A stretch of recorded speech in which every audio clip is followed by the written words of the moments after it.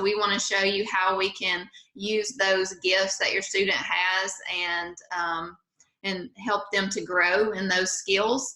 Our classes are at BIPSTL, Bossier Parish School for Technology and Innovative Learning. If you want to read about our school a little bit more into detail, you can go to the bossierschools.org and then click under high schools. We're there. Or you can go straight there at bpts.bossierschools.org. Ms. Billers, did you want to say anything here just about the school before we get into Project Lead the Way? Yeah, I definitely can. This is, of course, the school that all of the high schools feed into. And I know that it is a little scary when you have a student going into the 9th grade, and it's a very different experience. But I do want you to know that we take very good care of your students, and we do realize their age. And so we keep a special eye on them. They have a great experience when they're at BIPSTL. I believe they're going to love it. Awesome. And I did actually start this presentation with that. What does my day look like? Because there's a lot of questions about that. And basically how this works is a bus goes from the home high school where all these schools are coming together, and your student would come over for either the morning session or an afternoon session in either the fall or the spring. So just one session per year, and the bus would bring them and the bus would take them back. We do have some that drive when they're older, but most of our freshmen and sophomores are again riding on that bus. I think, like Ms. Biller said, that we do get them a little bit out of their comfort zone, but we know that a lot of growth happens when you are out of your comfort zone. And I think it's really neat that you get to meet students from other high schools that you would normally not get to interact with, and you'll be able to meet students that have those same goals going into engineering, and same you like the same things with that math and science background. And so I think it's a chance for you to make new friends as well. For our freshmen and our sophomore, just wanted to kind of point out that we are pairing the engineering with their math class. For 9th graders, that's Intro to Engineering with Pre-AP Geometry. For 10th graders, usually this is how it progresses. For 10th graders, Principles of Engineering with Algebra 2. And so they would be coming over again for either the morning session or the afternoon session. They're getting about an hour of engineering and an hour of math, maybe just a little bit over that hour. And so Mr. Nelson's going to speak on that just a little bit. There we go. Yeah, math and physics. If you think about engineering, really engineering is for the most part, it's applied physics. And when you look at physics, you realize it's a lot of applied math. And so it really made just perfect sense to pair math with our engineering courses, where we can for example, in the early course, the students are learning geometry in my class, and then they're pairing that geometry, that learning of geometry, with learning computer-aided design and general mechanical design over in their engineering class, and just applying that geometry. So the two go very well together. They go hand in hand. The tool, what engineers use, their primary tool is mathematics, applied mathematics, and so we look for students that love math and want to go out and apply it to different kinds of problems. And you'll see a range of problems in the engineering classes, all that tie back to geometry and to algebra courses. So nice pairing, and it's been working real well for us. Yeah, tools of engineering. So you'll get into computer-aided design. Ms. Choma can tell you more about that. Right off the bat, you get there into computer-aided design with their initial course, IED, and we'll show a little screenshot here. MathCAD, a tool that a lot of engineering students use. Again, applying math, building mathematical models. Really, engineers, they design things and then they model them, and they model them in CAD and or in mathematical models. So we start to make those connections and help students start to see how engineers work.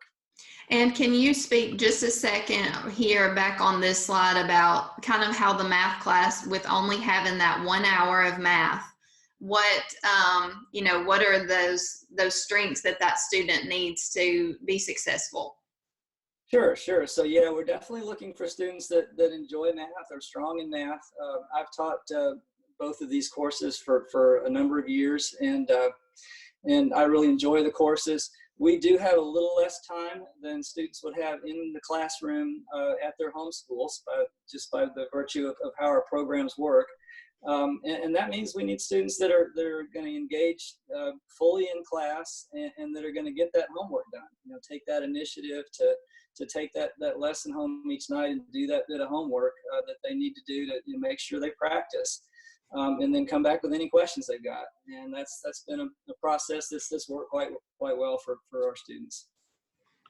Okay, so moving on from there, me and Mr. Nelson are going to break this down and go over a little bit of what it would look like in each of these courses with the Intro to Engineering Principles, some programming, and the electrical and instrumentation. So I'm going to start with Project Lead the Way in engineering. In our course, the students are going to, of course, learn to use the engineering design process and really start to think about how they're thinking about things, and that they've got to solve a problem. They can't, give up easily. They got to work through things.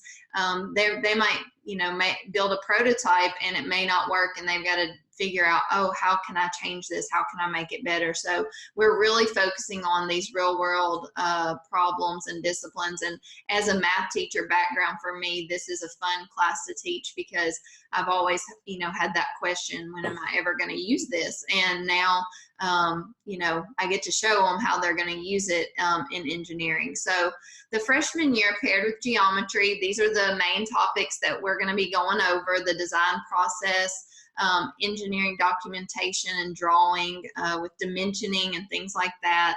Statistical analysis, we go in Microsoft Excel as well and use that as a tool.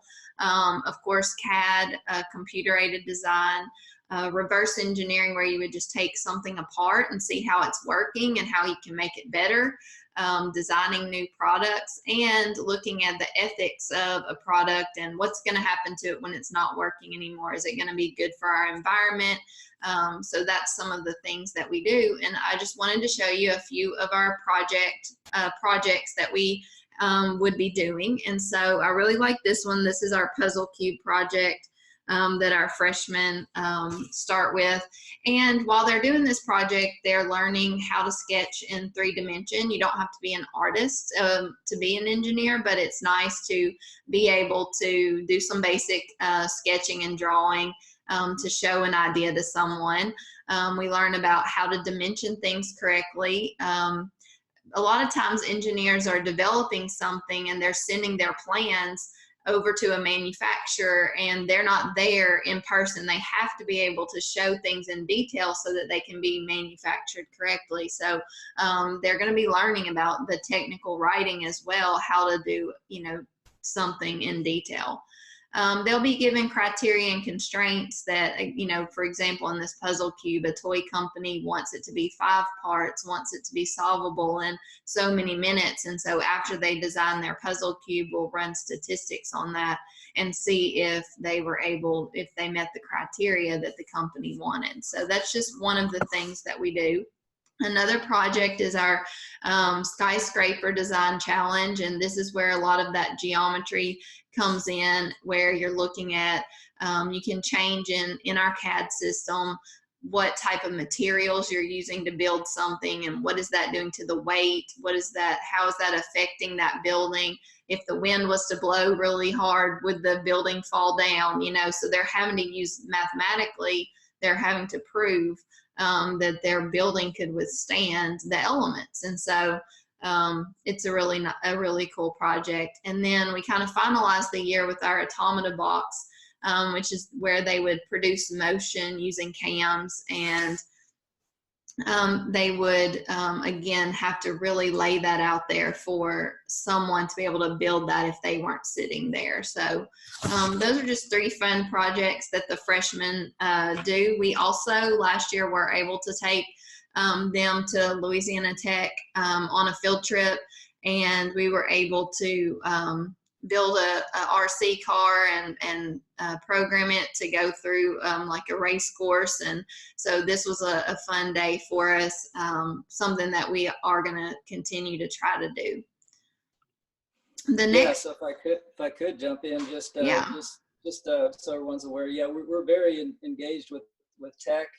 I'm a graduate of Louisiana Tech in engineering. I've been engaged with tech as a teacher since I got back here in about 2002, I guess. I started teaching, and before that I was doing engineering for Texas Instruments, and we just we have been engaged with that school, that tech, and their faculty for a number of years through all kinds of projects, and this is one of the funnest ones. And we really we have them on our advisory board, and we really listen to them, and they help us make sure that we're putting together a program that's really preparing these guys to be successful. Awesome. Our 10th grade course, moving on here just a little bit, is the Principles of Engineering, and this is, I would say, a lot more teamwork involved. Although there is teamwork in the first course, this one is really the way the real world works. The engineers are usually working in a group, in a team, and there is a lot more in-depth mathematics in this class. We talk about these things you see here: mechanisms, energy applications like electricity, machine control, fluid power, statistics, material properties, statistics, and kinematics.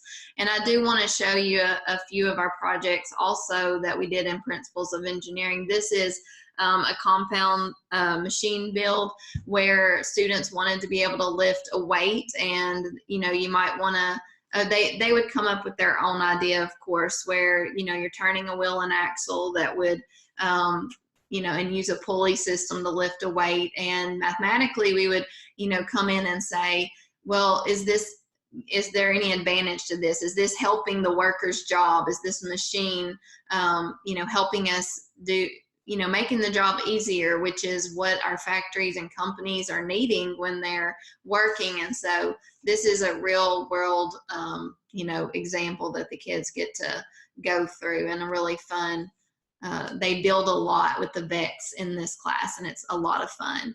Another project that we got into is machine control design, where the students would have to build maybe these are just some examples, like an elevator or a robotic arm or a cookie, chocolate cookie topper, like where a machine would drop, a Hershey Kiss onto a cookie in a conveyor belt type thing. And they're going to have to design and build using, again, the VEX, but then they have to go in and program that to work. And so this is an introduction to that programming to see if this is something that they really enjoy. And we're just mentioning that their 11th grade year, they could take a programming course at Vipstal if this is something that seems right up their alley. But they'll use this in any type of engineering that they go in, that programming. The last thing in Principles of Engineering, we have a ton of projects. I just wanted to highlight 3. We do introduce the electrical.